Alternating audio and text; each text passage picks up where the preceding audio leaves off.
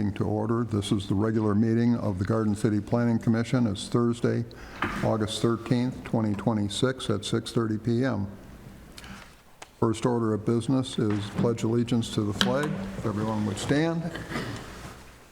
I pledge allegiance to the flag of the United States of America and to the republic for which it stands, one nation, under God, indivisible, with liberty and justice for all. Thank you. Be seated. Secretary, take the roll call, please. Chairperson May. Here. Commissioner Steenberg. Here. Commissioner Walls. Here. Commissioner King. Here. Commissioner Williams. Commissioner Daniels. He said he was going to be here, so I don't know. Maybe we'll give him a little more time, but he did say he was going to come. Also, I did want to let the commission know that Commissioner Bazzi did ask to be removed, and so we have a vacancy, and we're looking to fill that. Okay? Okay. Thank you. Okay. But you do have a quorum with 5 members present. Okay, now we need approval of the agenda. Someone cares to make a motion? I'll make a motion to approve today's agenda for Thursday, August 13th. Okay, motion to approve the agenda as corrected. Any questions or comments? None. Hearing none. Take the roll, please. Yes, Commissioner King. Aye. Commissioner Williams. Commissioner Walls. Aye. Commissioner Steenberg. Aye. Chairperson May. Aye. Motion does carry. Next, we need approval of the minutes from the regular meeting from July 9th, 2026. Make a motion to approve the minutes from the regular meeting of July 9, 2026. Support? Motion's made and supported. Any comments or questions on the motion? Yes. One comment. On a roll call, item 1, Steenberg, Daniels, and Bazzi excused. Is that a collective excuse? Yes. Okay. All 3. I thought I called you. Yeah, you let did. know. Yes, you did. Okay. Yes. Any other comments or questions? Would you take the roll, please? Commissioner Williams. Commissioner King. Aye. Commissioner Walls. Aye. Commissioner Steenberg. Aye. Chairperson May. Aye. Motion does carry. Next item is public comment on non-agenda items only. This is where we would open to public for comment on a non-agenda item. We have no one interested in doing that. We'll move on to our business items. First item is the 2026 Master Plan Amendment, consideration of adoption of the proposed housing readiness Master Plan Amendment. Mr. Ortega, would you care to start us off? Yes. Good evening, everyone. Tonight before you, again, is the issue of the adoption of the 2026 Master Plan Amendment regarding housing readiness. The public hearing was held at our last meeting, but in order for the plan to actually be adopted, state law requires 2/3 of the number of planning commission members. So you would need 5 members to adopt, and I believe the last meeting we had 4.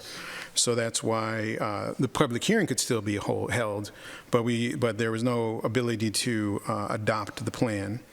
So it's here before you tonight. One of the notes from the public hearing was the fact to reemphasize the need to remove the option of cottage court style housing types.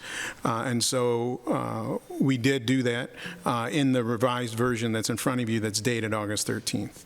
So that just reflects a removal of that, and the other revisions that were made previously were an attempt to have more up-to-date demographic information to reflect the current character of the city and address the concerns you had previously about the data.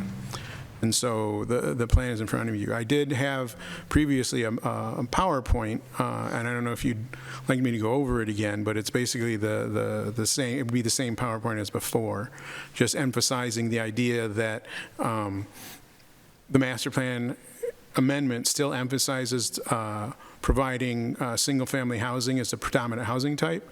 And then while there is a need for new housing opportunities, the plan focuses that need, providing that need in the downtown, providing it in the downtown area and adjacent to the downtown so that we can incorporate them in a location that can accommodate the traffic and accommodate the different housing types. And then also, hopefully, the idea definitely is to have a higher density of residents in close proximity to downtown to support the businesses. And so in concert with that approach, hopefully that will lead to a faster redevelopment of the major sites that need investment, such as the Kmart site. And the master plan does have a concept plan for the redevelopment of that is a mix of higher density residential with townhouses and with public spaces to emphasize gathering in the downtown. Okay. I had a question. We didn't have a chance to talk about it, but can you explain to us what this neighborhood mixed use is?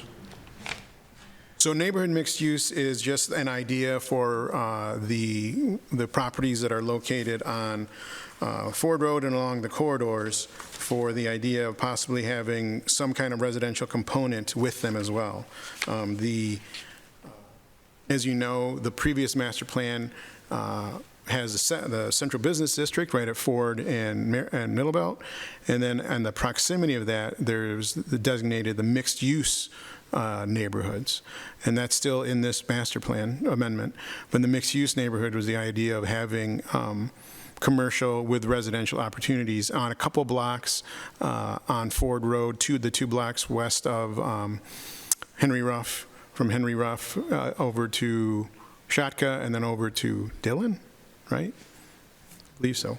And then on the east side of the downtown too, from Garden over to Harrison. But the idea then would be to have an option to consider extending a lesser density of that on the rest of on some of the Ford Road corridor. And the idea being, since this is a master plan thinking in the far future, right now we actually have a pretty good occupancy rate for our commercial on Ford Road right there. But this would give the option, if the Planning Commission ever saw a need in the future to open up the opportunities, this could be extended into that area with different kind of standards than what's closer to downtown. So the idea being, but it's an idea. We're attempting to have the master plan be flexible for the future, because while we know we've attempted to have the mixed use in that one area, the 2 blocks on Ford from Henry Ruff to Shatka, to Dillon, we really haven't gotten much of a grip, interest yet. We do have one now, I think, in the Knights of Columbus site, but we haven't had the opportunity to see how well that'll go, because they're still working on their plan. So. Okay, so what you're saying is this is primarily along our commercial corridors. It's primarily, yeah, along those areas, yep. But the way I read it, it sounds like it's in neighborhoods, which would be off of the commercial corridor. Well, it would be about creating the neighborhoods on the commercial corridors. It doesn't read that way to me. Well, when you look at the future land use map and where it's designated, it's only designated on those lots adjacent to Ford Road and on Middlebelt from Maplewood north to Warren. And then along Warren, only those lots that front on Warren between Middlebelt and Inkster. Oops, I apologize.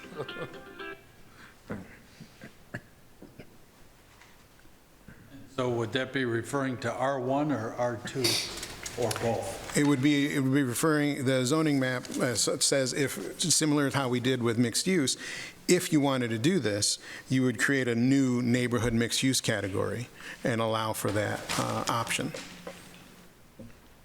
Don't we already have a category for mixed use? Well, we have a mixed use category, but right now it's only, it's intended to be a different density. That's the way it's kind of envisioned, because the mixed use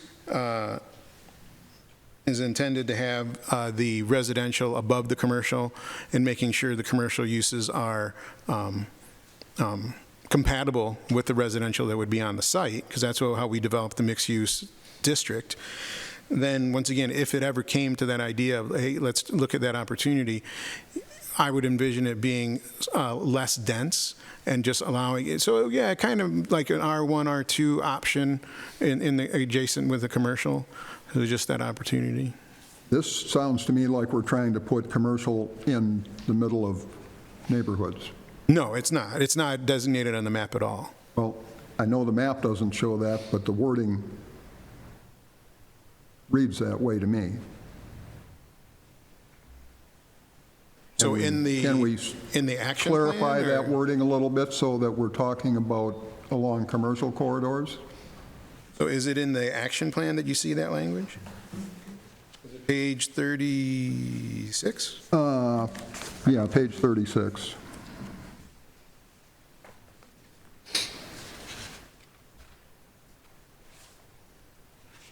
Definitely you could, you wanted you to reword that first sentence to eliminate within, or even that last 3 words, instead of saying located, and change that, instead of within or adjacent to neighborhoods, say along along primary corridors. Yeah, that would be better, I believe.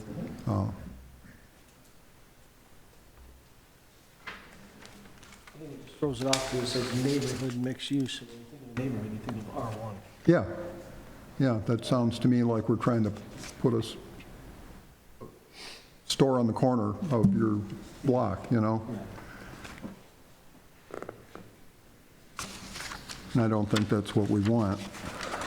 No, and the the map itself does not show that at all. So this edit would ensure that the wording matches the map.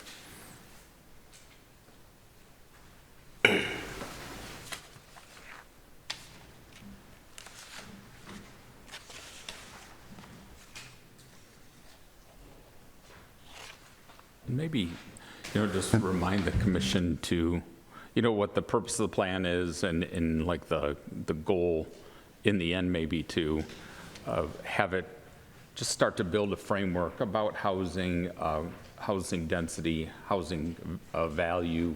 All of that is kind of the main focus of why we got the grant to do it. And also it's part of, updating the master plan as we go along as opposed to a full redo.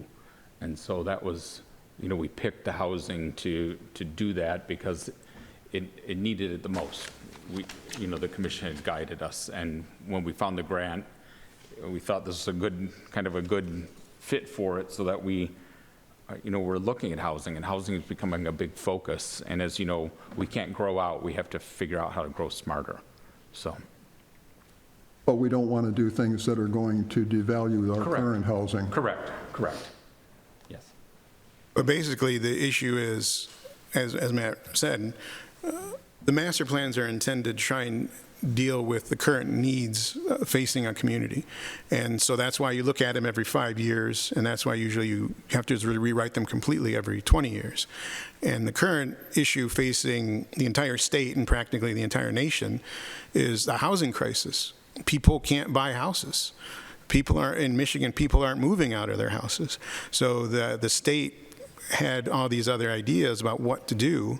The states also, and forgive me, I was going to try and look up the status, but I haven't seen it.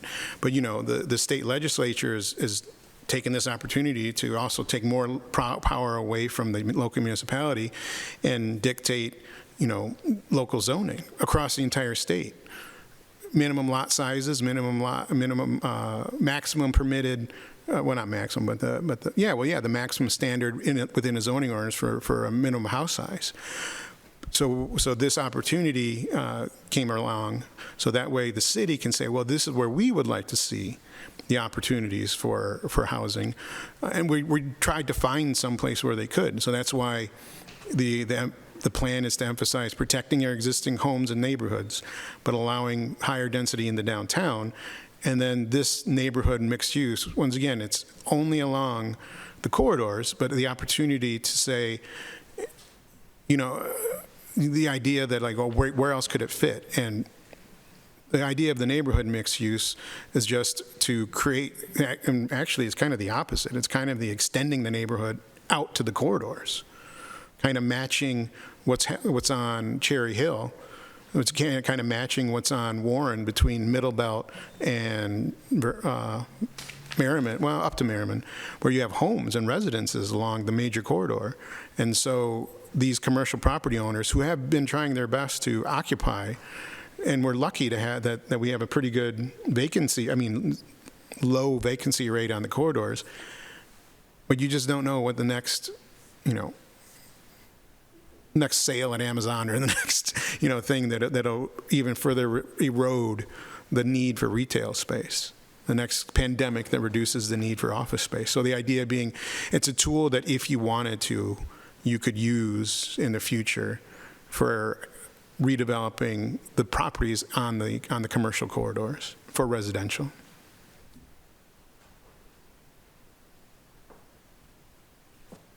Okay.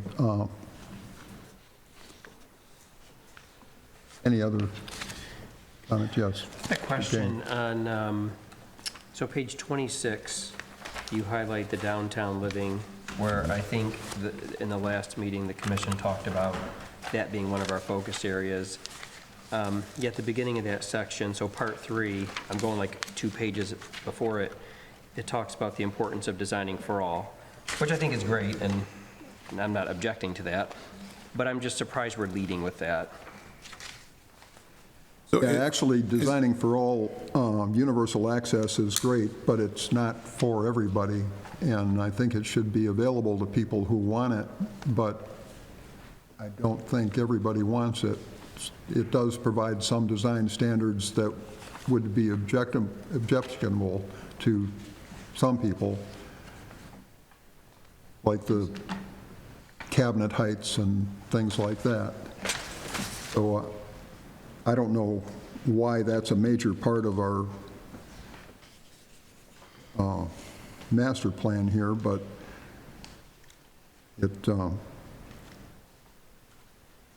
should be available to people, but not. Exactly, yeah. I think accessibility and considering some of these, features for folks who need it are great. But when I think about the future of the city and what we're trying to do, it seems like we kind of bury the lead because we've got downtown living, which I think, if I recall, that was one of the focus areas that we were really trying to emphasize. So, this is included mainly to just introduce the concept of this, and there's nothing in the goals and objectives and the action plan that says that this would be anything other than just an option that someone chooses on their own, because it's never would be required anywhere until the Michigan Building Code changed it for some reason. But like you said, it's not anything that is required. It's only, only if there's apartments. Yes. Mr. Miller? Maybe we don't lead with that, is that what you're saying? So, Yeah. Right. So change 24 and 25 to, 30, wherever. Right, yeah. 31 or something Yeah, like that. yeah, I just Okay. think if Okay. someone's- No, yeah. Part of what I'm also trying to think about, Mr. Ortega, is this is going to go in front of our city council, right? And so we're going to have to somehow articulate it in a way that, like, what does it mean to the residents of Garden City? Right, yeah. And it's a lot. And to me, at least my opinion, is the downtown development and the, modifying our ordinances in a way that there's more residential opportunities in the downtown, I think is one of the major opportunities the city has. Yeah, I think that's where our focus should be. I agree. Anyone else? I had another question about the flexible residential. This looks like we're going back to the cottage homes, to me. Looks like that's what it's all about. No, it's actually just saying actually, that's a way to call it a multifamily. That's just equivalent, if you look at the zoning plan, it's just multifamily.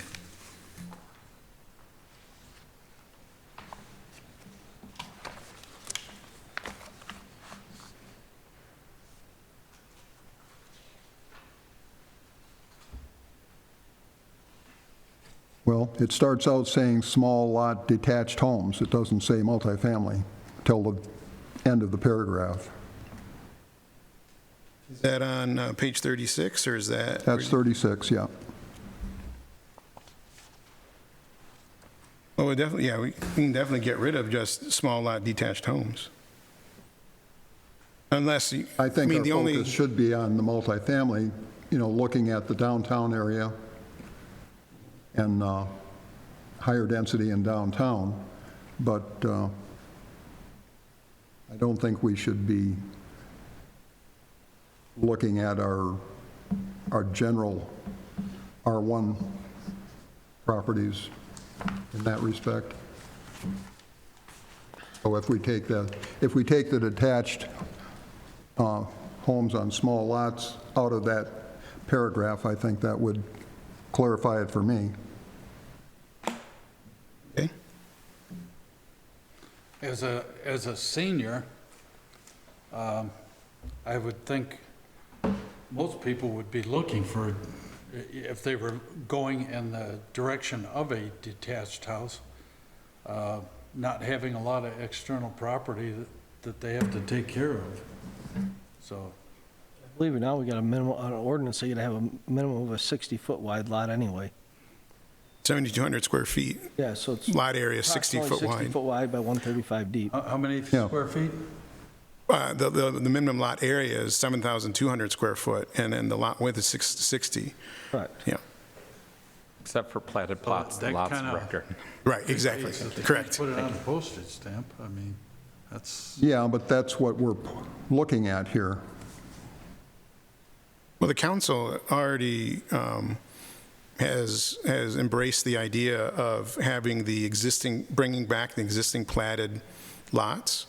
So there are certain lots that back in the day were platted at 40-foot wide, and they allowed those to be reestablished to put in new homes.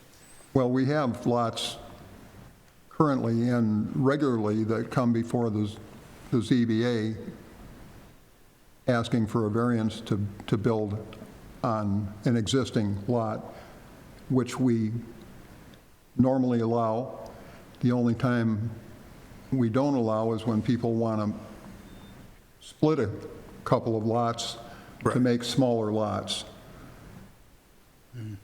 Right, well, So we're allowing that now, but this would encourage it, I would think. Well, once again, definitely we can eliminate that reference to small lot detached homes, but we're just trying to find, once again, just dropping different ideas, and you tell us which are good and bad, of alternatives for housing.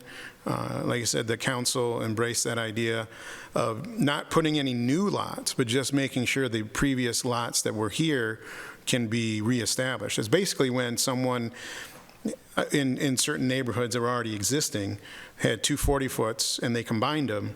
Now the council is letting them split it into two 40-foots again instead of one 80-foot wide lot.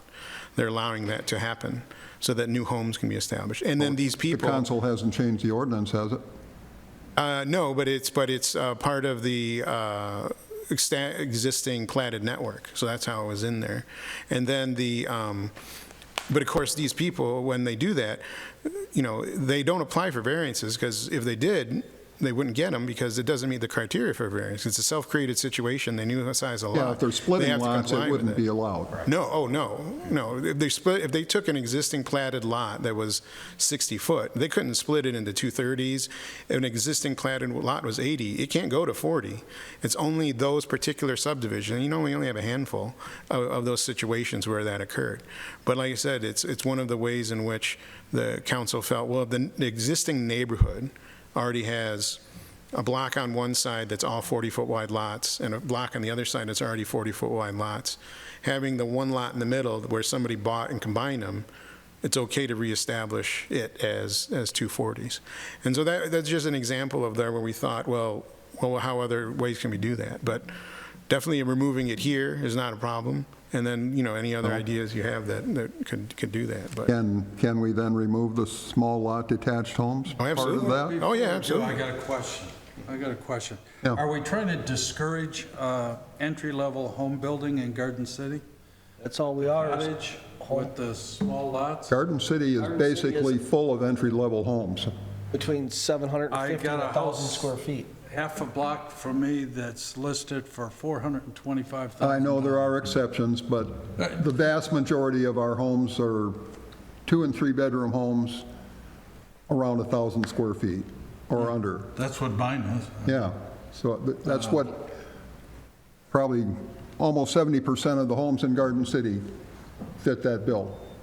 Yeah. We do have some larger ones, but I think we have a lot of entry-level homes, and what we would like to see is that our property values stay up and increase along with our neighbors. Right now, we have a low vacancy rate, and we're mostly owner-occupied, and I think that's a good thing, and we should try to keep it that way. Yeah. I see Yeah, that. yes, I see right. that with the elimination of the cottage homes and the conversation about this, as the population ages, I certainly don't want 10 acres to have to deal with. Is there any I've place got in one Garden in- City That's good, where you you're can not get a gonna get it 10-acre here. home? No, of course not, but, I mean, that's too big of an example, but But the neighbor example, across the street's got a 350-foot backyard. that's the only equivalent for us would be He like could if there was a sell- 350. He could sell half his backyard, and they could put cottage homes in there, and maybe attract 5 or 6 new families that are looking for a single-family home detached. Yeah. But they're talking about they don't cottage want- homes like 400 square feet. Don't you think that would bring down the median household value? I certainly think it would, Kind of move past that. yeah. Well, Yes, just like, Frank? just like the condominiums, one more, just like the condominiums that finally got built off of Middlebelt there by Box Street, that provides an opportunity for either young or old that just doesn't want to fool around with outdoor gardening and grass cutting and tree trimming and all the rest of it, because it hardly has any of that. They're pretty well packed together, but they're pretty nice units. I was in one recently. They're small. I mean, right now, it's just me and my wife and occasionally grandkids and stuff. But that would work for me. If I could talk her into a condominium right now, I'd be gone. She doesn't want it. She wants to play with the posies and stuff in the backyard from time to time. But One thing, just to, I mean, obviously, just to reemphasize, is that this, as the master plan, there's no dimensions of the styles for any of these houses. So it's the idea of just allowing you guys to have this more detailed discussion in the future. But definitely this would be guiding it. So yeah, eliminating that small lot detached home, that's not a problem. But then the idea then would be, we talk about duplexes and townhomes. You guys will eventually have discussions about the size of townhomes, how many stories, how tall you're going to get them, if, where you want them. So those details be hashed out. But the idea of providing a direction for you in the housing type. So definitely you're embracing townhouses, definitely things closer to downtown, definitely letting downtown go up to 4 stories possibly, because that was, in there. So that's what I think all of point those emphasize. ideas are what we're looking for the development of our downtown area. a reference to the cottage homes, Cherry Hill Village would be an example of cottage homes, wouldn't they? Kind of. I They're don't actually, think so. Those homes are all big. yeah, they actually are pretty big. I know They're just close together. They started Yeah, about, they don't have much yard, but they're big. Yeah. yeah, and they, yeah. Okay. Frank? Before I ask my question, did you get your edit? We kind of got away from Yeah. your topic, your flexible residential. Was there an edit there that we needed to do? And what I have is on page 36 for flexible residential, talking about- eliminate the text that says small lot detached homes. So it'll say housing types including duplexes, townhomes, and low-rise multifamily housing. Yeah. Okay, you're We'll good. And then remove also that. add primary corridor, Yes. And then down on, neighborhood mixed use. yeah, the last part of that first sentence will read along commercial corridor and not say within or adjacent to neighborhoods. Yes. Okay. Okay, my question was on, so in the future land use map, I don't know what page this is, but it's towards the back of the document, and I'm just comparing it to the current zoning map, and maybe I'm missing something here, but if you look at, really at the center of the map at Ford and Henry Ruff, and those first two streets going north, Crowder and Beechwood, so today, the properties that would be east of Henry Ruff, there's residential in there, but this looks like it's all CBD. Yeah, and believe it or not, that's actually on the current master plan. The current master plan did extend the CBD that far north. What does that mean? Maybe educate me anyway on if it's in the master plan, but it's not in the existing. Is it saying that this is aspirational? We might one day. Okay. Yeah, 100%. So basically, the master plan is your guiding document for your land use policy, and then your discussions about that happen when you look at zoning amendments, and then, but also, in this particular case, when you would look at rezonings. So if one of those pieces of property came to, that's right there, came to you on, that was on Beechwood, that's behind, Family Heating or something like that, and they wanted to say, hey, I want to try and be commercial, in theory, the CBD designation would support that. Now, that's only one of the things you consider when you consider rezoning. You have to consider the adjacent land uses to those lots and whether it's compatible. So a single lot proposing that, it kind of doesn't make sense, because how are they going to fit a CBD use on there? But if someone were to accumulate 2 or 3 or 4 of those, then it might work. And, and obviously the best case scenario would be, too, to support that, would be first having the core existing downtown built out first, then worry about expansion later. It's just saying. So, sorry, Kelly, yeah. Question I have, isn't that like a total reversal to something that council just did recently, not wanting commercial into residential with the Marquette property that we discussed? So if these are already developed as residential homes, and let's say the opportunity became available, wouldn't we be pushing commercial further into the residential neighborhoods? Well, as CBD, the idea would be to allow it for as mixed use with commercial and residential.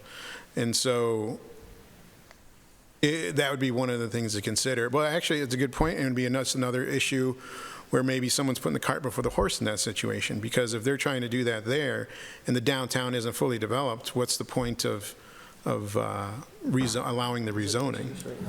So I think if that question ever would come to you guys, you would have the ability to say one of the idea being the economic need for it and the fact that it just doesn't currently exist at that time. I guess my thought might be, and maybe others might disagree in it, and I'm happy to be overruled. I just wonder if there should be some kind of a disclaimer or statement on this page as to the purpose of this zoning map and maybe some of the prerequisites in order for it to be. I just think as a resident picking this up, it might be a bit startling. You don't understand the nature of the purpose. Mr. Miller? Well, it's not a zoning map, it's just a future land use map. It's not zoning at all. It just talks about, those houses on Beechwood are still single family. But, I think when they developed it originally, they thought, well, we're going to get Montgomery Ward's going to build here, or a Myers or something, and they're going to buy all those houses on Beechwood, and they're going to go up further. I think is what they envisioned when they put in. I mean, we took the existing, this isn't a change per se. Yeah, I don't want to take up more Correct. time on it. Okay. It's just kind of dropped in the middle of the I know, packet. I So you're know. like, oh, what is this? And I don't know that there's enough context, but Okay. we can move on. Okay. Well, and just to kind of help you out a little bit more with that, this is an amendment technically to the existing master plan, and within the existing master plan, it starts out with explaining land use law and future land use, and there's more description of what future land use designations are, and like how they are aspirational, and they're not intended to be a zoning of it. It's to, once again, lead future development, and if someone comes that proposes a change, because anytime anyone comes to me and says, oh, can I do this, can I do that? The first thing I tell them no. Then they ask, well, can I change the zoning? And then I tell them, well, the master plan doesn't support it. Or sometimes the master plan does. But, all the time when people are trying to put gas stations everywhere, I have to tell them, well, no, the master plan doesn't support the rezoning. So you guys never have to, typically a person understands that the probability of getting it approved would be very minimal. So that's what the master plan helps, is like, it's your voice in those meetings to tell people this is where we would see future use coming.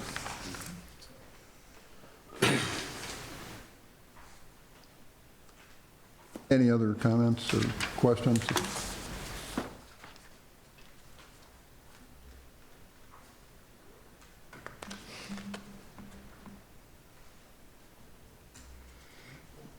We,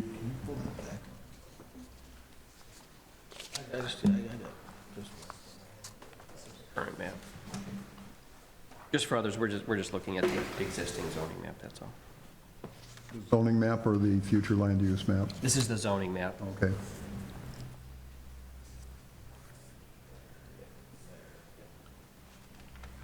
Thank you. No, Okay. Now,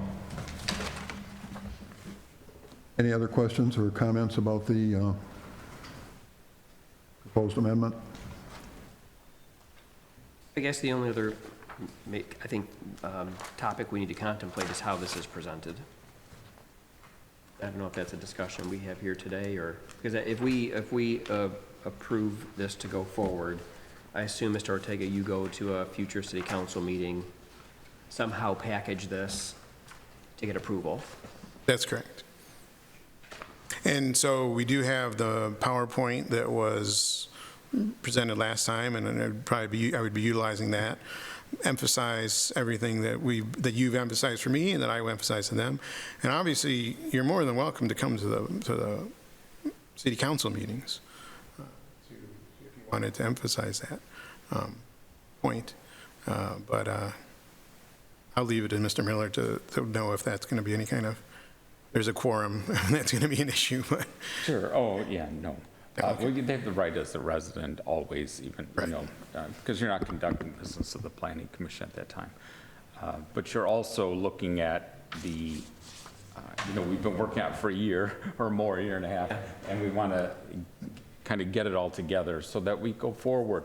This also isn't a change of any of the zoning policies that really, in fact, guide all development right now. And we're just looking at trying to focus on some housing so that we are ready if, shopping trends are going to change again. Even industrial, maybe industrial will fall away and we have 13 acres left of industrial that we don't know what to do with anymore, So we have to look at all those factors. It's just a roadmap to our future is what the purpose of a master plan is. This is called, there's different things in planning terms. This is kind of like long-range planning, which is not fun, and it's a little, maybe not exciting. Then there's short-term planning, and there's, of course, then zoning, and then approval of site plans, which is more action-oriented. So it's an adoption, but it's more or less your support of, we worked on this, we looked at all these items, and we want to put forward the best ideas we have for the long-term plans of the city. It was maybe my synopsis, I guess. I don't know if there's anything more I could add. So, I guess I might just say, going by my memory on that presentation, I don't know that I recall there being kind of a so what. Like, so what does it mean for the city? We've now amended our master plan. What's the kind of punchline to it? So basically. It's kind of ho-hum. Like, Right. yeah, we've done a few, yeah, we've looked at this for a year. And then we bring it in front of city council. It's a lot to digest. And then, so maybe there's something in the presentation about, like, what are the key takeaways for the city council and both for the planning commission? Just my thoughts. No, that's great, because that's a very good point, because the idea being, all right, how will this be used? Because in planning jargon and a lot of things that always happen, and from back in the day when we started doing this, everybody said, well, you're going to do a plan and then you're just going to put it on a shelf. It's just going to sit there. Well, that's definitely not the case here, because the idea being, we thought this was also an opportune time because we have the Kmart site, and they've talked about, and we're going to discuss in a little bit here, the Oren site, and where we thought there was going to be some viable development that's no longer coming. So the idea would be looking at the zoning ordinance next. So then definitely in the next step after a master plan is look at the zoning ordinance and how to enact the vision of the master plan. So how to, like, the idea of concentrating housing in the downtown. So what regulations we need to change in the downtown to encourage that investment by people. And As a matter of right. as a matter of right, correct. Because the Oren property had to go through the plan development process to ask for height that we wanted, that everybody was encouraged by, but then they had to do this PD process. The idea would be you guys would have the discussion and the opportunity to say, what would the city be comfortable by right for someone to build buildings? Because right now, it's 2.5 stories and 30 feet in the downtown. And that's just one story of residential, as you can see, never happened since 1992. So the idea being we have to go up in a way that the city is comfortable. I think Fred will remember this. We had the Garden City Industrial Park, and nothing new had been built there in many, many years. And we had a piece of land that was on the, let's see, the northeast corner of the industrial park area. And we opened up the zoning a little bit, and we ended up with 21 site plan condominiums and a new soccer field across the street. That would have never happened without this, because it had been sitting on the shelf, as you said. It had been sitting on the shelf static, not dynamic, for 20, 30 years, 40 years, and the industrial park hadn't changed. Everything that got built in the industrial park got built in the first 10, 15 years, and after that, nothing. Absolutely nothing. So when we altered this document, we ended up with, and those, if I'm not mistaken, were the first 20, was it 19 or 21? I forget, somewhere in that category. Those were the first homes that went over $200,000 in Garden City, if I'm not mistaken. And it wasn't 1 or 2 or 3 or, it was like 19 or 21, I remember. And the field across the street had been used by the GCYAA, but it was terrible. It was a landfill with a couple inches of soil on top of it, and stuff was sticking out. It was dangerous. And they scraped the top like 16 inches or more and put clean fill there and built a real nice soccer field for the GC. That would have never happened without this. So that's an example. And I think that was 10 years ago or maybe 15 Oh, yeah. More than that. during one of the 5-year revisions. I think we could present this as an opportunity for investors to have more opportunity and open up things, but we also have to remember, this is only as good as the investor that comes to build it. We can suggest what we would like to see, Sure. but it's obvious there's not people knocking down our doors to build things right now. So this is just a tool to use to give them more of an opportunity on what they could put in certain places, but we still need the investors to be willing to do it. That's not true across the board. My wife and I took a tour of the new daycare center with the owners, the husband and wife owners of that property. It's stunning. But they didn't build anything new. I I'm talking understand. about bringing, we're talking about increasing density. To increase density here, we have to build something new and bigger. Yeah. Okay, well, if we're in agreement, then do we want to move on with this? Yeah. And we want to specify the changes that we've made in the document, along with the That's page pro- 36. proposed language. That was page 36, Fred, and what was the other page, the before? Yeah, I have down, edit page 36, the neighborhood mixed-use language to emphasize the location along the commercial corridor in the first sentence. Page 36, under flexible residential, eliminate small lot detached homes so that it reads, including duplexes, townhomes, and low-rise housing. Then I also have reconfigure or plan layout to de-emphasize the accessible design and indicate it more as an option that may be chosen individually by a homeowner. We were talking about moving that further back into Yes. the document? Yeah, adjusting the layout, so that's further back in the document. Yeah, okay. Do you have those changes? Yes, I do. Yes, I Now, does somebody care to make a motion? do. And do you, Yes. Chair, do you, we would follow this, we'd pass a resolution with these amendments, is what we would do. So that resolution is there, that, and I can read that in the record if you like, or is this okay? Yeah, well, whoever wants to make the motion, we can use the proposed resolution, but it should include the amendments that have been made. So you're looking for the motion maker to read this into the record, or we can Just say reference it? just make reference to it is fine. Okay. And then are you looking for the motion maker to, because I didn't catch all of Mr. Ortega's edits, or are you good with what, referencing them as? Well, Mr. Miller can we has just- them Can we written just say with, as amended, or, To adopt the resolution of the Garden City Housing Readiness 2026 Master Plan Amendment with the following changes. well, yeah, you can, On page 36, that would be such and such, and I didn't catch the other page number, I flipped it too fast. well, those two were, and then the, Moving There page was one 26 before to this. 31. That's Yeah. getting moved. Was that a motion, Greenberg?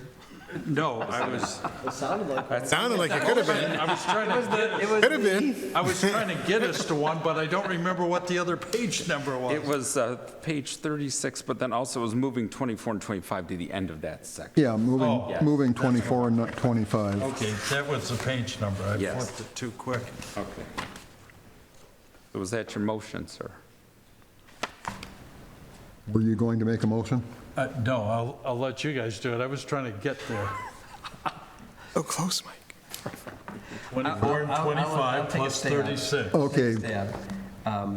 I'd like to make a motion for the Planning Commission to adopt a resolution for the proposed master plan amendment, inclusive of the edits discussed on page 36, edits to the neighborhood mixed-use references, and de-emphasizing the accessible design pages 24 and 25, moving them behind the downtown development section of the amendment.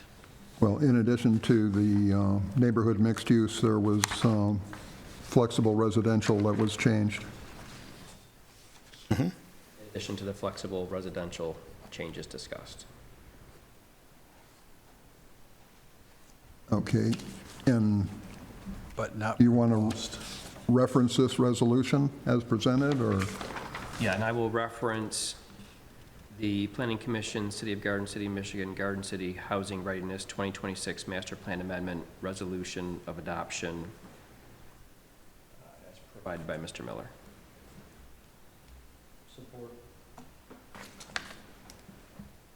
Any comments or questions? Mr. Miller, is that resolution good?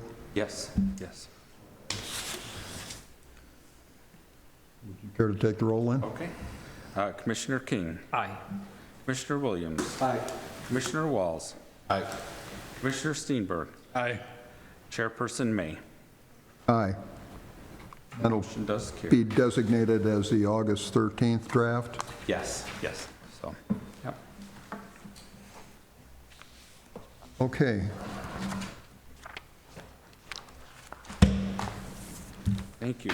It's been a long time coming. Milestone. It's been a while. Okay, next item, zoning ordinance amendment. Murals. Public hearing on proposed text amendment language to allow and regulate murals. Mr. Ortega, you want to get us going? Yes. As you will know, we have been going through and considering a amendment to the zoning ordinance that would allow building owners to paint murals on their buildings. You've gone over the language and gone through the various complexities that the Supreme Court has not provided, since the Supreme Court has not provided clear evidence as to what is and isn't permitted. But I think you've done a good job of making sure that you can allow property owners the option to do this and allow them to provide a message units that allow them to have some type of designation for whatever they so choose, while also allowing for opportunities for artistic expression, whether it's related to business or not. And so before you tonight is a draft of that amendment to the zoning ordinance, sign amendment section, sign regulations.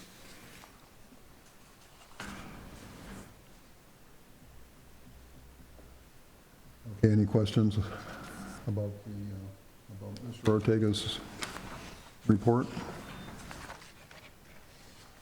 And just for clarification, there were no changes since we last No. discussed it? Nope. The last change was to provide the graphic that shows what the potential maximum message unit size would be in relation to the mural size itself, because the mural size per this draft shall not exceed 500 square foot. And it shall also not exceed 60% of the wall surface in which it is located, and then the message units are proportional, that they shall not occupy more than 10% of the mural area. And so that allows for an opportunity, once again, for a business owner, or the building owner, actually, since they own the building, to paint, to authorize the painting of whatever they prefer in that message unit size.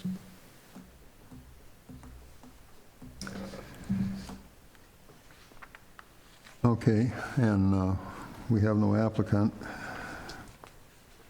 So if there's no questions from the board about Mr. Ortega's presentation, I'll open the public hearing at 7:23. Anyone wishing to speak on this item, please come forward. No one to come forward. Do we have any written communications? There were none. Okay. Then we'll close the public hearing at 7:24. Moving on to Planning Commission discussion and recommendations. Any comments or questions or concerning the proposed Is there a amendment? reason we're limiting to 60%? We'd had long discussions about the proportion of the size of the building and the size of a mural on the side, and 60% generally is you get with our buildings that are deeper is about 500 square foot anyway. So typically, it's an attempt to just make sure that it's not massive, but it gives the amount of creativity. And then as you can see that with 500 square foot, I think it's 35 feet long. If the building average height was 14 foot. So, most of our one-story commercial buildings have that one-story height, 12 to 14 foot height, so that's why we just use that. There's one that comes to mind on Ford Road in Westland, an Italian restaurant, that's done very tastefully, and it covers the entire, I believe it's west wall. In downtown, almost every one you see is 100%. It goes from the ground to the top, front to the back. And most of them are pretty tasteful. I don't know what their ordinance is or what their approval process is or their criteria, but I've only seen a couple that might make some people question things. I think, for Commissioner Steenberg, we had a couple of conversations in prior meetings, and I think the idea was, let's get something on the books. Because we were kind of playing with the variables, and maybe it shouldn't be 60, maybe it should be 70, but correct me if I'm wrong, Mr. Ortega, if an applicant wanted to paint a mural that was outside of these standards, they could approach the zoning board and they could seek some kind of a variance. That's, I do believe that we left that as an option for them. That typically is the way The that they idea was could. we were just getting something out there, and then we Sure. could adjust it as we go. And yes, we do allow them, paragraph H, variance of this chapter shall follow the variances in the sign ordinance, and, which are actually slightly, they're not as, They're more liberal, basically, in the sign than a ordinance. standard sign, standard variance request. And Mr. Deemer, just for your knowledge, I was referencing the Supreme Court because they've done various interpretations of laws that have applied to sign standards, and basically, one of those approaches is content neutral, where we are not allowed to read the content of the sign. The zoning ordinance is supposed to regulate the time, place, and manner of sign. So it's an attempt to walk the line, because then other case law came in that did say, well, maybe you could read it. And so there is that somewhat gray area in which certain things can be utilized to, like whether it's a billboard or not. But this was an approach that, like Mr. King said, exactly, just get something on the books first, see how it goes, and then maybe if it's a success and you want to see larger, obviously it can be amended, but before letting the horse out of the barn and going all the way, all over the place, so you kind of. Okay, thanks. Any other comments, or questions about the proposed ordinance? Someone wish to make a motion for recommendation? I'll make a motion to recommend for approval of the zoning ordinance amendment for murals. Support. Motion's made and supported to approve, or recommend approval as presented. Any questions on the motion? Hearing none, would you take the roll, please? Commissioner Walls. Commissioner King. Aye. Commissioner Williams. Commissioner Steenberg. Aye. Chairperson May. Aye. Okay, moving on. Next item is zoning ordinance amendment, M1 permitted uses. This is a public hearing on a proposed text amendment language to allow indoor recreation uses in the M1 light industrial zoning district. Mr. Ortega? Yes, this is just another opportunity we saw to allow property owners another option to fill any vacant buildings. We kind of have we have some vacant buildings along Park Lane that just have not had the opportunity to be established by either a warehouse use or a contractor or a, other acceptable uses within the downtown and in there. And there's also the one building on the north of the cell tower on Hubbard. Seems to have a lot of vacancies there too. So we were approached by some people that are interested in doing recreation uses, basically pickleball or maybe soccer, or more importantly soccer. Well, not more importantly, just their they were looking for opportunities for soccer. And so we looked at other adjacent communities. Other adjacent communities allow these uses in their industrial districts, mainly because the buildings are laid out appropriately to allow large open spaces and higher ceilings. So the proposal was discussed, and in front of you is where it would be permitted by right, indoor recreation facilities that exclude spectator seating. So it's focused on the participants and giving an opportunity to exercise and, have their leagues even. But then the idea, well, maybe they want to have some type of event. So as a special land use, it's listed indoor recreation facilities that include spectator seating in compliance with the parking standards, because that definitely would be the issue. Having one of these buildings that tended to have spectators, but where the customers are going to park, or where the attendees are going to park. So that would require special land use review. So if anybody wanted to do that, they'd have to go special land use, provide the parking, come to you for review and consideration. And that's the proposed amendment. Would that include go-kart tracks and things of that nature? I would, because it's indoor recreation, so the ability is to make sure everything is inside, and so however they decide to propose.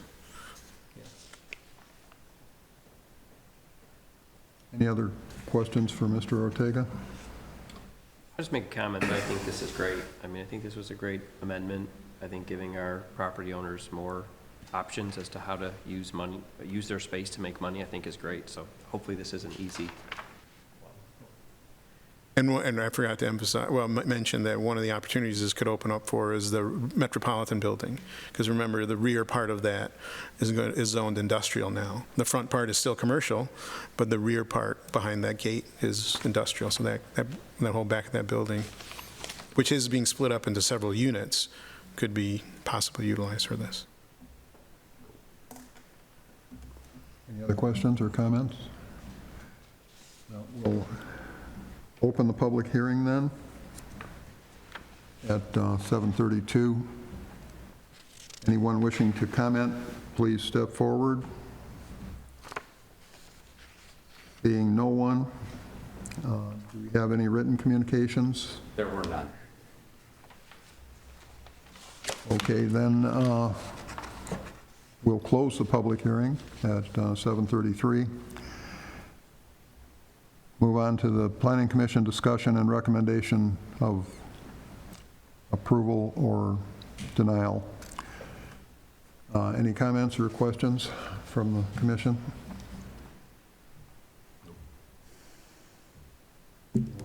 Care to make a motion? I'll make a motion to recommend to council to adopt the zoning ordinance amendment in M1 permitted uses to allow indoor recreational. Support. Motion's made and supported. Any comments or questions from the table?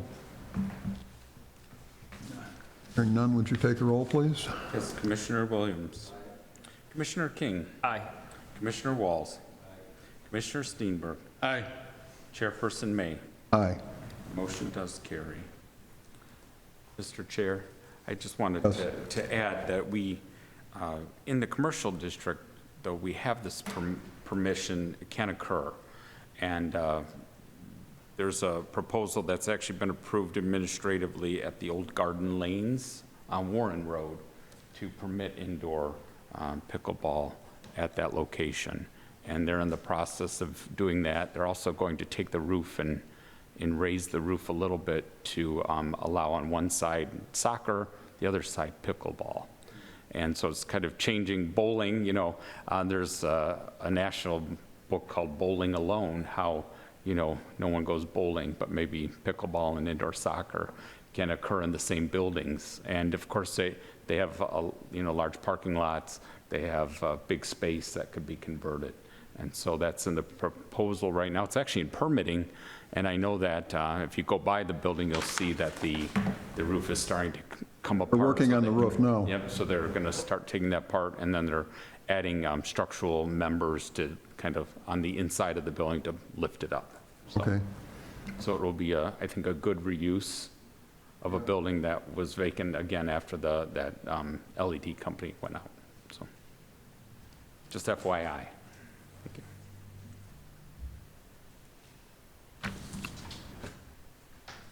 Okay, we're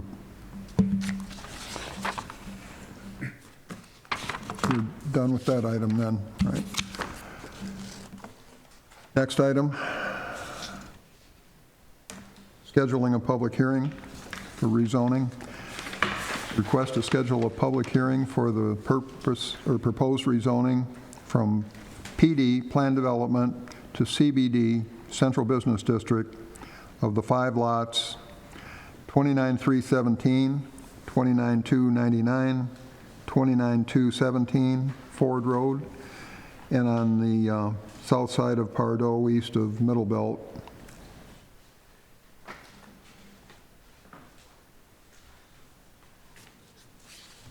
This would be at the September 10th Planning Commission meeting.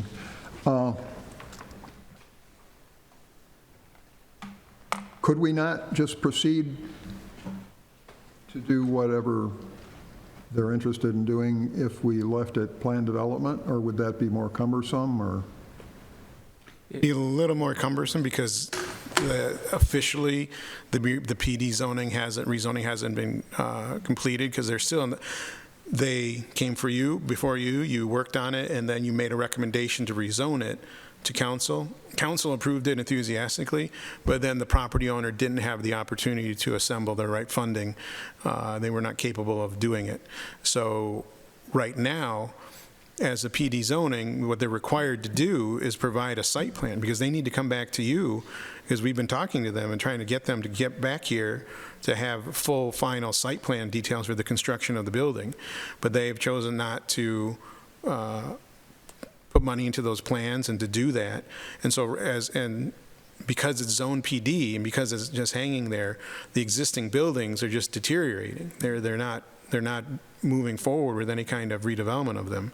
So in order for them to have the rezoning as permitted uses, it needs to go back to a district that would permit the mixed uses, because they want to put offices in there now. They're saying, we don't want to build this building, we want to do these offices. Well, they still have to come forward with a site plan, don't they? But depending on what they're proposing, in theory, if they're redoing the building and existing footprint and it's a permitted use in the district, then it would be allowed to be approved administratively through the commercial CFO process, and then that, provided, once again, the addition isn't more than 1,000 square foot if they do one, and that the use is permitted. But right now, as a PD zoning, the only use is permitted is a 4-story mixed-use building. So They'd have to come back and change all that. Yeah. Right. So the only permitted use in that PD designation right now is the 4-story mixed use. They want to do a 2-story office building, they need to redo the rezoning. And that's part of the agreement, that's part of the way it's supposed to go, is like they're supposed to move forward, get the plan done, get the building permits ready, and build the thing. Excuse me. But they just didn't have the opportunity to do that, so we don't want to see those buildings further deteriorate. And they are interested in getting income from them, so they are interested in submitting plans to redevelop that for the existing footprint. But in order to do that, it needs to be a permitted use in a district. Isn't this kind of the exact opposite of what we're asking in our new master amendment, to increase density downtown residential? And now we're just going right back to a couple offices and calling it good? True, I mean, that is definitely not the future vision for what that site could be. And the idea would have been to have them try and do something more. But unfortunately, they have to have a viable business in those buildings, register them as vacant, or do a brand new development under the PD zoning.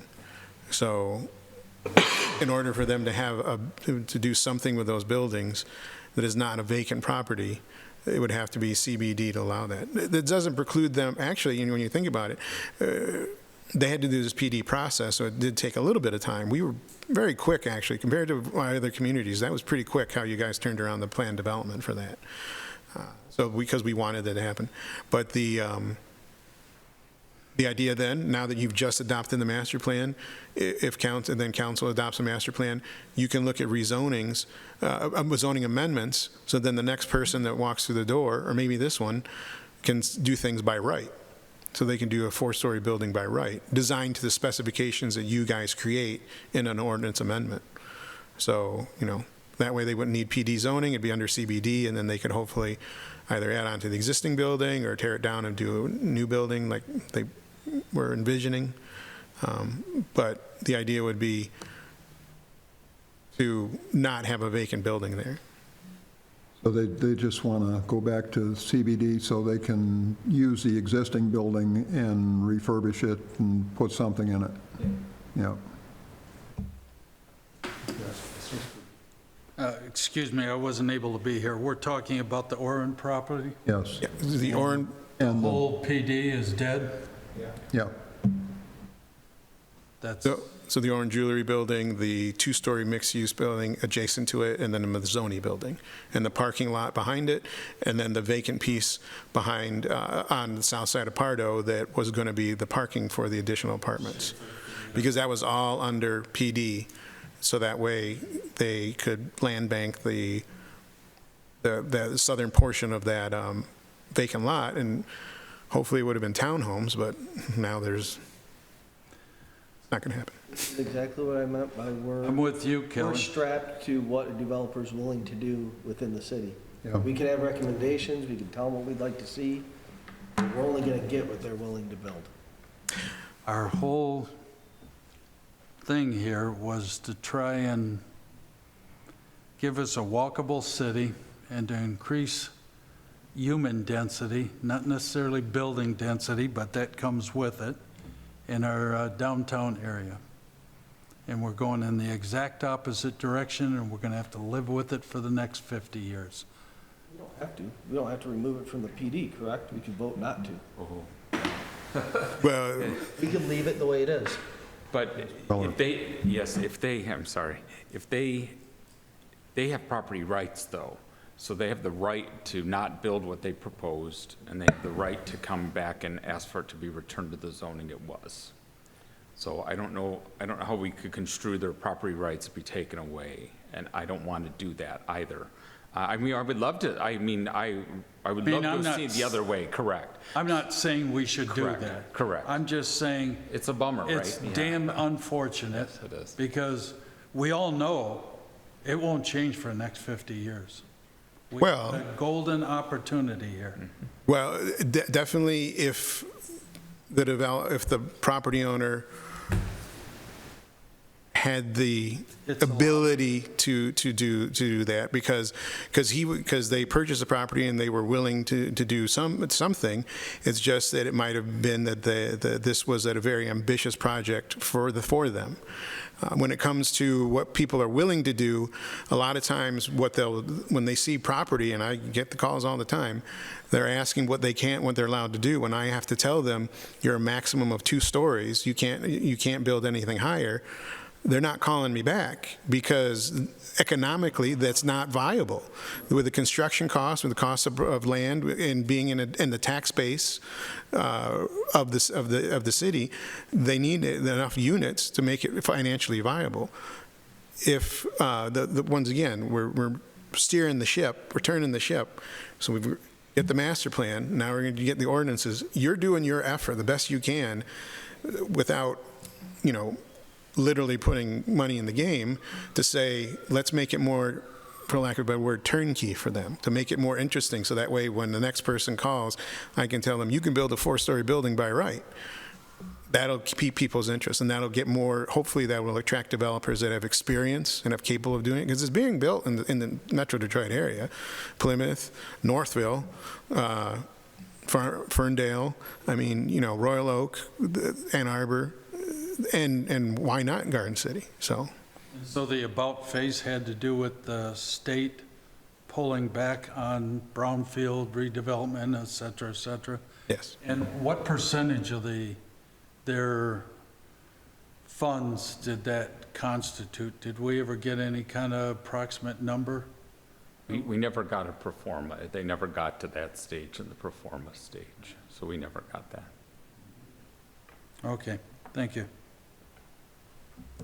But maybe, Mr. Chair, we can maybe look at this as they can renovate the structures that are there, but they still have that piece of land behind that, maybe this will give them the money to maybe finish a plan that will work for living, all living units back there or something, on John Hawk and Pardo. Talking about townhouses back there. Yeah. So maybe this will be half of the slice, not all of it. Yeah. Get a little bit. Little bit. So Yeah. I don't know, but Some seed money. exactly, yeah, to grow apples. I guess. Okay. Well, we need a motion to set the public hearing. I will make a motion to schedule a public hearing for the rezoning of the sites at 29317, 29299, and 29217 from PD Plan Development to CBD Central Business District on September 10th, 2026. Support. Motion made and supported. Any questions or comments on the motion? Take the roll, please. Yes, Commissioner King. Aye. Commissioner Walls. Commissioner Williams. Commissioner Steenberg. Nay. Chairperson May. Aye. The motion does carry 4-1. Okay. Next item is scheduling public hearing, special land use. This is to schedule a public hearing for a proposed religious institution at 27500 Marquette Avenue at the September 10th, 2026 Planning Commission meeting. And this is the parcel that we just rezoned, or tried to rezone. That is correct. You heard this proposal from the property owner. They wanted to establish an office in in a part of the building, and then they wanted to eventually have possibly a child care center in the previous classroom buildings. I went to council denied it, and so now the property owner, they had mentioned, that it was a church before, and they thought that was appropriate. Well, I shouldn't say that. They just mentioned it was a church before, and that basically gave him the idea, well, if they mentioned that it was a religious institution before, he could have a religious institution again. The issue there was the facility was constructed in 1967.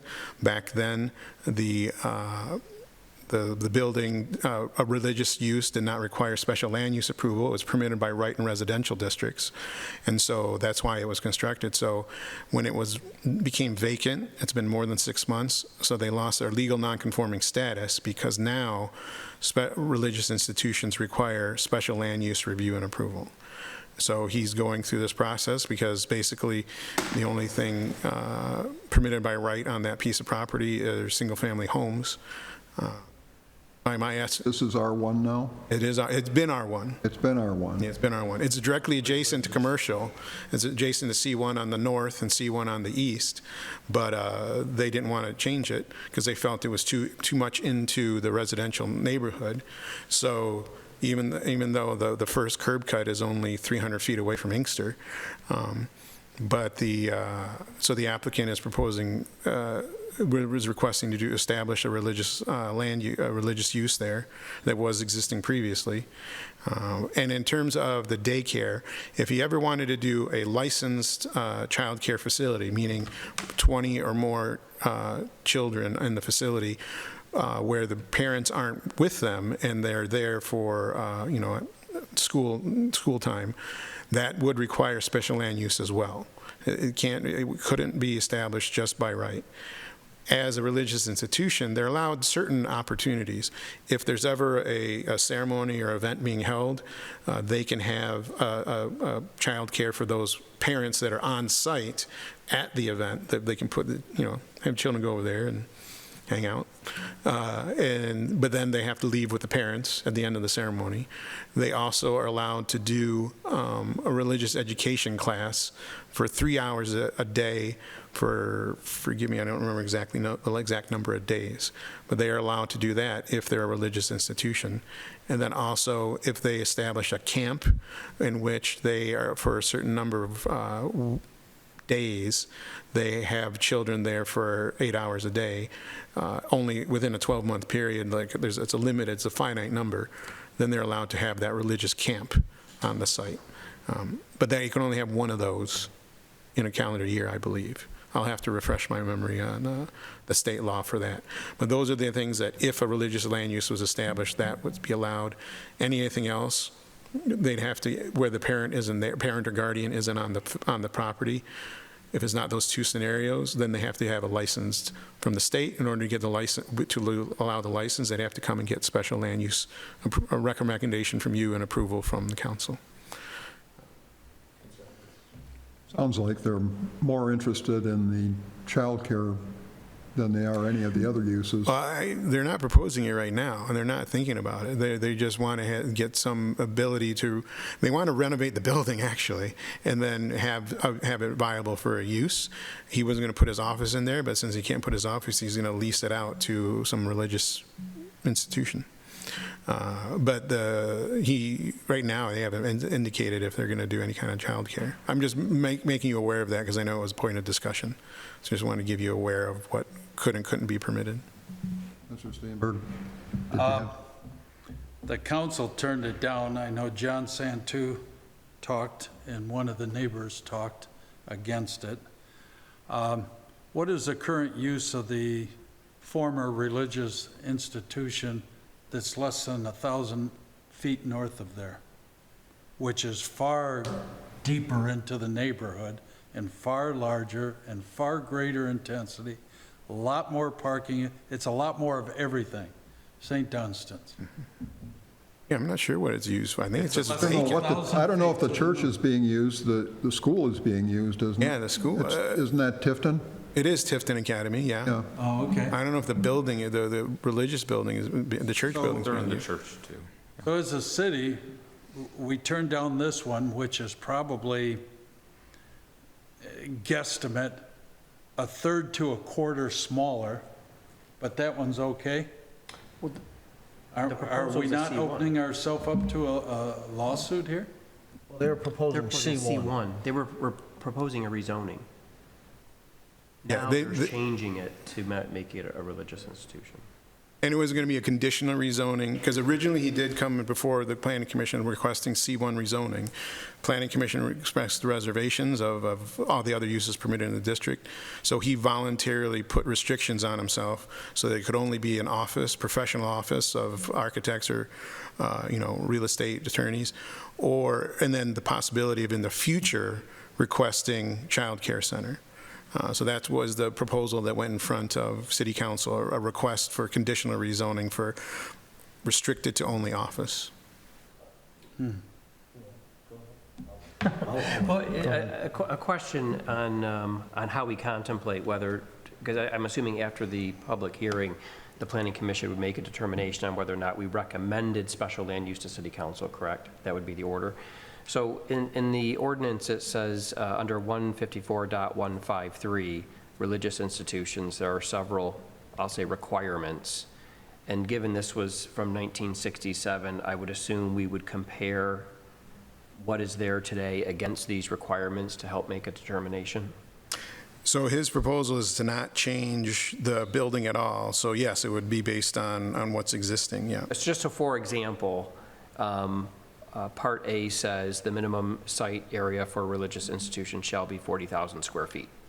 Now, I'm not saying that that's a litmus test, but wouldn't we want to then, I don't know how large that site is. Is it 40,000? 2 acres. Over 2. Okay, so it's, that we 90,000 would is hit, double. yeah.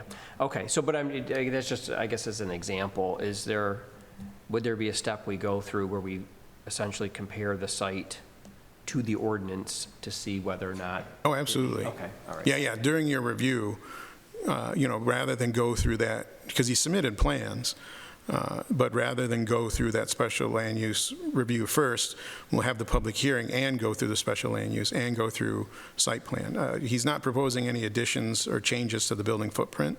He just wants to renovate the building and put in, because it needs new HVAC and mechanical, electrical, plumbing. It needs to be completely gutted and all the infrastructure put back in, and he wants to do that. I think And- economically, this is the only option available.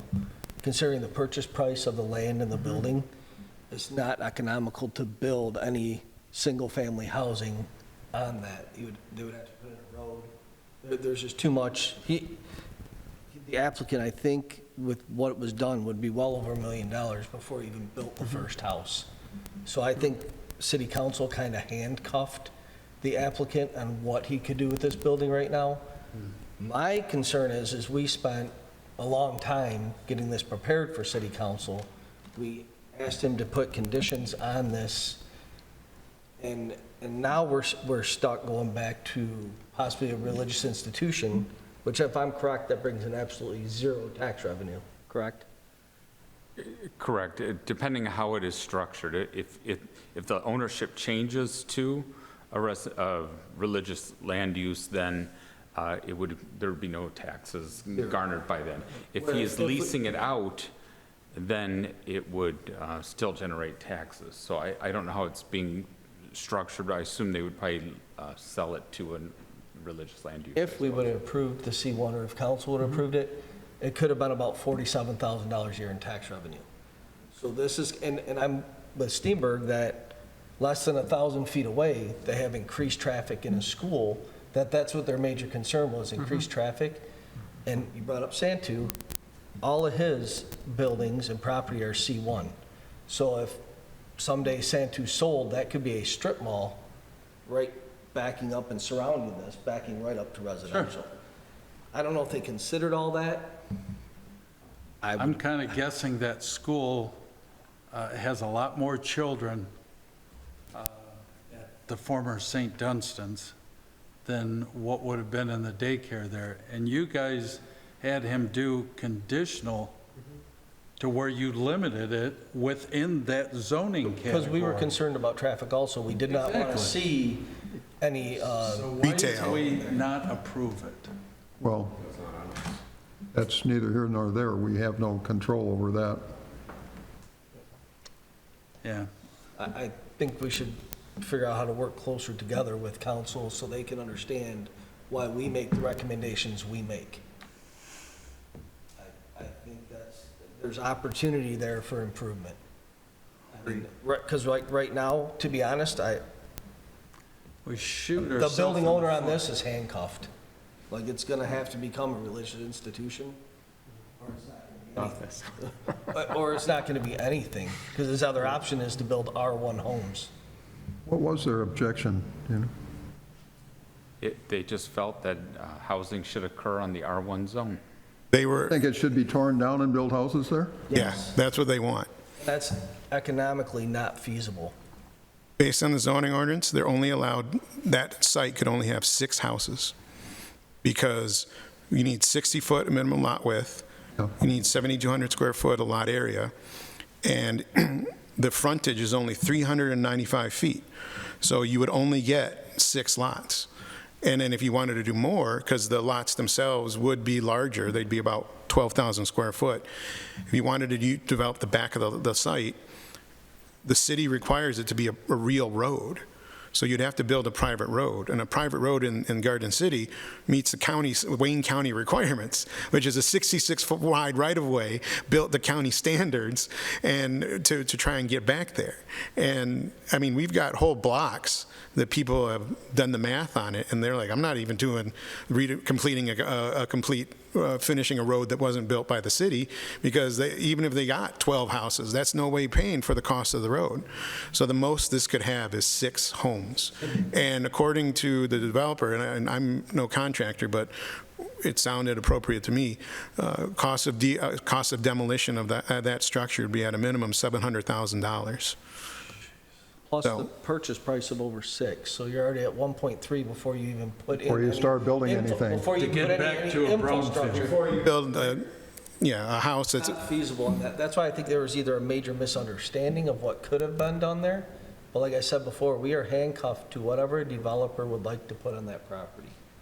There's, I mean, if they don't want to build at Orrin because it's not economical and they couldn't get funding, I mean, we're gonna put 6 houses on 2.5 acres and Not going to do that. no. Well, That was then, this is now, I guess, huh? You need a motion. we need a motion to have a public hearing.